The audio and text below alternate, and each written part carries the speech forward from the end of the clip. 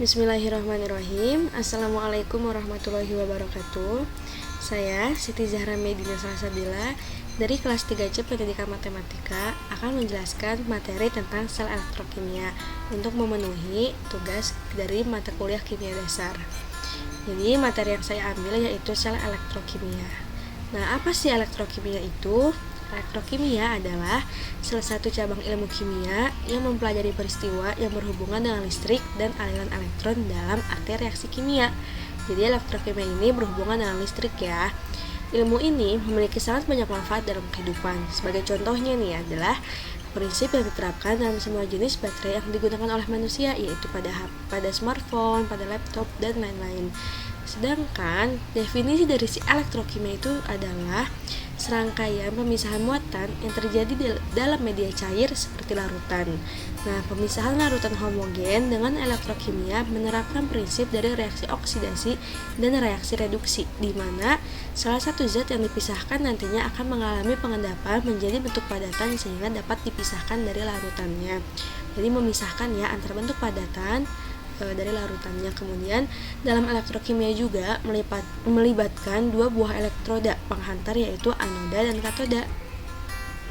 Pertukaran antara energi listrik dan reaksi kimia memiliki aplikasi yang sangat luas dalam kehidupan manusia, seperti penerapan pada prinsip kerja baterai yang memberi daya pada smartphone pada Anda saat ini. Yang HP yang kita gunakan sehari-hari itu kan ada baterainya. Nah, ini adalah prinsip dari penerapan elektrokimia tersebut. Nah, prinsip yang digunakan pada baterai juga menerapkan reaksi redoks, di mana oksidasi menyebabkan hilangnya satu atau lebih elektron pada satu spesies kimia. Sedangkan reduksi adalah penambahan satu atau lebih elektron dalam satu spesies kimia.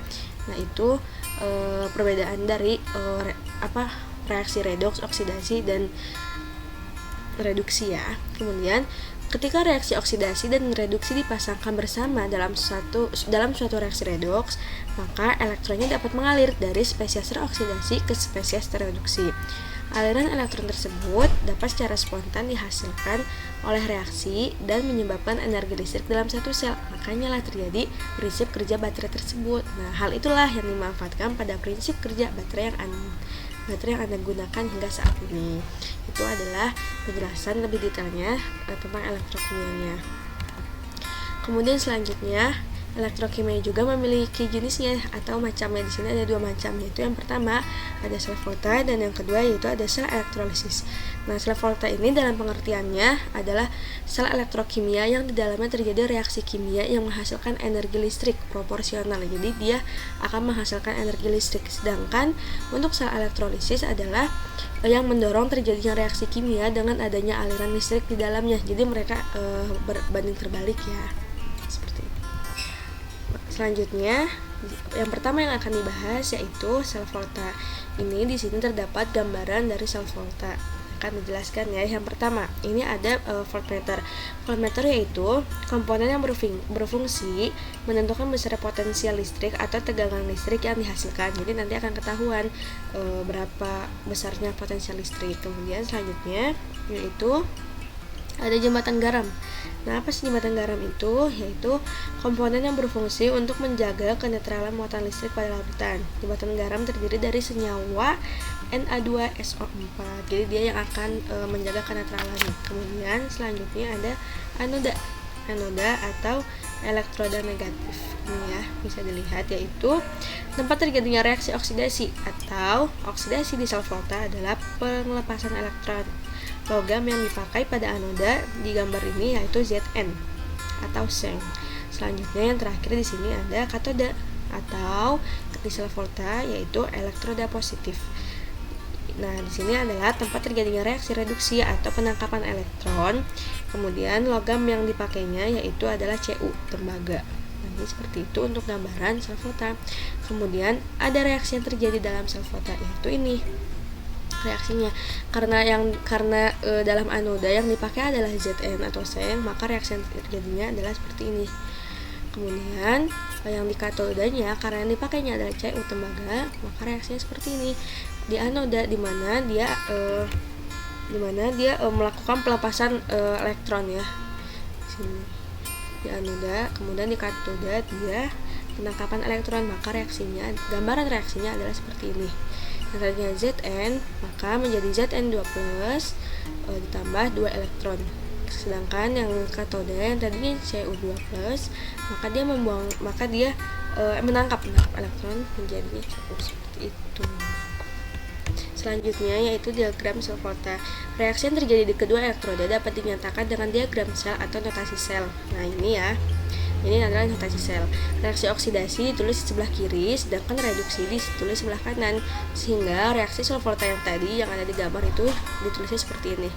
Karena kan yang Zn itu oksidasi, maka dia ada di kiri, yang Cu itu reduksi, maka ada di sebelah kanan. Nah, dua garis sejajar ini menyatakan jembatan garam atau penetralannya. Selanjutnya untuk deret volta ini adalah deret volta ya. Penjelasan dari deret volta, semakin ke kiri maka dia akan lebih mudah mengalami oksidasi. Terbaliknya, kalau semakin ke kanan maka akan lebih mudah mengalami reduksi.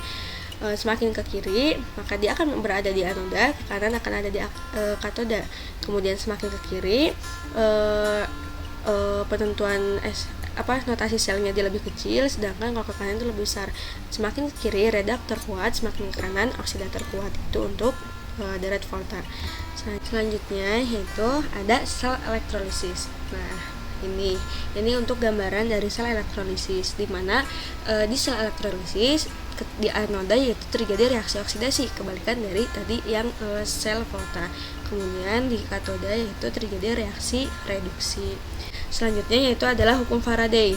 Jadi hukum Faraday ini adalah hubungan antara jumlah muatan listrik yang melewati suatu larutan elektrolit dan jumlah zat yang terdapat dalam elektroda, dinyatakan oleh Faraday pada tahun 1834 dalam suatu hukum elektrolisis. Nah, hukum Faraday pertama, karena kan hukum Faraday itu ada dua. Sedangkan yang pertama itu menyatakan bahwa massa suatu zat yang diendapkan atau dibebaskan di setiap elektroda berbanding lurus dengan jumlah muatan yang terlibat. Sedangkan dalam hukum kedua, Faraday menyatakan bahwa massa suatu zat yang diendapkan atau dibebaskan pada elektroda berbanding lurus dengan muatan yang melaluinya. Secara persamaan matematis, maka hukum Faraday dapat diperoleh persamaan berikut ini ya. Nah, di mana si W ini adalah zat yang diendapkan dalam gram, E-nya adalah massa ekuivalen atau MR atau valensi, dan ini I-nya adalah kuat arus dalam ampere, kuat arus listrik ya, sedangkan T-nya adalah waktu dalam sekon, dan F-nya adalah ketetapan Faraday. Nah, ketetapan Faraday itu berapa? Itu 96.500 coulomb. Nah, agar lebih memahami tentang hukum Faraday, di sini ada contoh soal, yaitu contoh soalnya, tentukan massa tembaga yang mengendap dalam elektrolisis CuSO4 dengan mengalirkan listrik dengan arus sebesar 2 ampere dalam waktu 20 menit. Diketahui AR atau atom relatif dari Cu tembaganya yaitu 63,5 gram per mol. Kita langsung ke pembahasannya. Nah, jadi pengendapan terjadi di katoda melalui reduksi Cu2+ menjadi Cu solid dengan reaksinya yaitu Cu2+-nya yaitu aqueous ya dia. Ditambah dengan 2 elektron maka akan menjadi Cu menjadi solid. Nah, ini untuk menghitungannya. Tadi udah diketahui di soal bahwa E-nya ekuivalennya yaitu diambil dari ArCu yaitu 63,5, kemudian dibagi dengan elektronnya yaitu 2, maka menjadi 31,75. Kemudian T-nya yaitu 20 menit diubah menjadi detik, jadi 1200 sekon. Kemudian kuat arus listriknya yaitu I-nya adalah 2 ampere.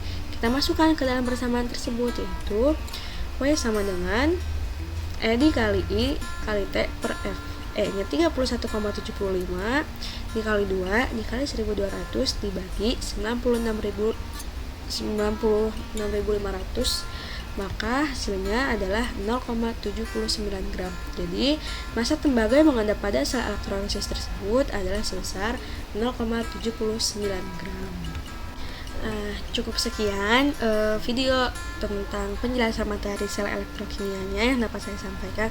Kurang lebihnya mohon maaf. Sebelumnya terima kasih kepada Bapak yang telah mengajari saya tentang mata kuliah kimia dasar ini. Mohon maaf bila ada kesalahan. Wassalamualaikum warahmatullahi wabarakatuh.